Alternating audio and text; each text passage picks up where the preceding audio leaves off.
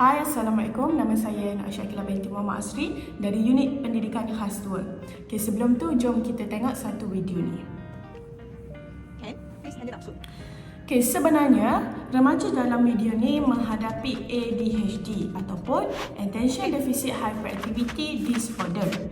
Dia adalah satu kecelaruan tingkah laku yang disebabkan oleh masalah-masalah perkembangan otak dan saraf dengan ciri-ciri tertentu. Dia juga bermula dari peringkat kanak-kanak dan biasanya berterusan hingga dewasa. Tapi ada orang yang kita dapat diagnosis ADHD ni masa remaja ataupun dewasa, ataupun masa kanak-kanak dia tak dapat diiktiraf sebagai ADHD.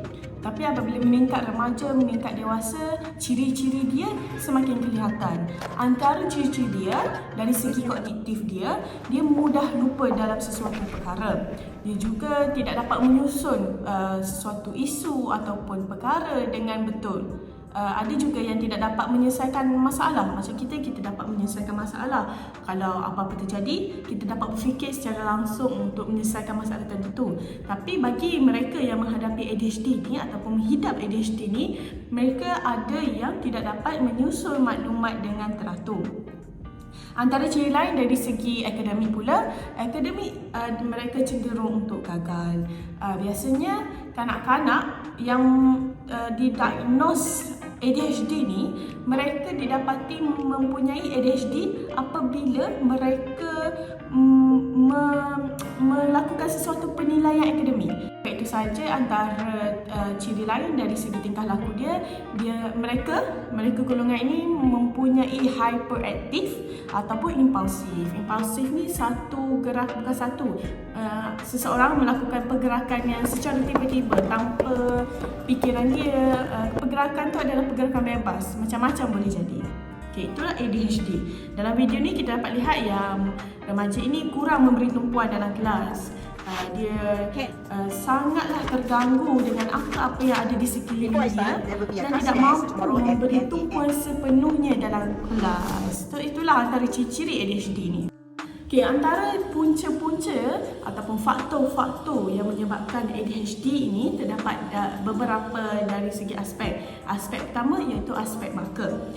Penyelidikan mendedahkan peratusan ADHD yang lebih tinggi yang melibatkan ibu bapa kandung dan adik-beradik kandung ialah 18% dan 31% berbanding dengan ibu bapa angkat dan adik-beradik angkat iaitu 6% dan 8%.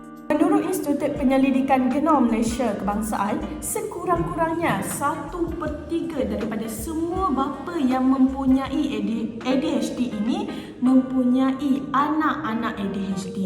So, ini juga merupakan salah satu punca baka ataupun keturunan ataupun genetik ADHD ini. Faktor dari aspek punca pranatal, prenatal dan pasca-natal pula ialah kelahiran pramatang atau berat yang terlalu ringan boleh mendatangkan kepada ADHD. Ini kerana ia mengganggu perkembangan awal bayi itu ataupun dia boleh menjejaskan mana-mana saraf yang akan menyebabkan ADHD ini berlaku kepada anak-anak itu. Ambillah makanan-makanan yang tidak sihat seperti mengambil alkohol semasa mengandung juga boleh menyebabkan ADHD ini terjadi kepada anak-anak dalam kandungan dan mereka akan melahirkan anak-anak yang mempunyai ADHD. Menurut laporan akhbar The Sun 28 Februari 2014, satu laporan mendapati bahawa kajian dalam Journal of the American Medical Association JAMA berkaitan penggunaan paracetamol kepada ibu-ibu yang mengandung ni yang akan merisikokan anak-anak mereka dalam ADHD. Satu kes di Amerika yang mana seorang ibu ni mengambil paracetamol terlalu banyak untuk mengurangkan sakit giginya. Lalu anak yang dilahirkan itu didiagnos sebagai ADHD. Jadi doktor ataupun pakar dapat mengkaji ada sesuatu faktor yang menyebabkan anaknya menghidap ADHD. Mungkin pengambilan paracetamol yang berlebihan itu. Faktor persekitaran juga kita ada, iaitu aspek daripada punca alam sekitar. pendedahan atau kesan oleh bahan kimia. Satu kajian yang dijalankan pada tahun 2016 mendapati bahawa sejenis toksin iaitu plumbum walaupun digunakan pada kepekatan yang rendah dapat mengubah fungsi dopamin yang merangkumi kawalan motor atau pergerakan, perkembangan kognitif, emosi, sosial dan segalanya yang secara langsungnya memberi risiko kepada ADHD. Jadi itu sahaja yang saya dapat kongsikan dalam punca-punca ADHD berlaku. Jadi saya harap kita dapat saling menghormati antara satu sama lain walau apapun keadaan mereka. Sekian, terima kasih.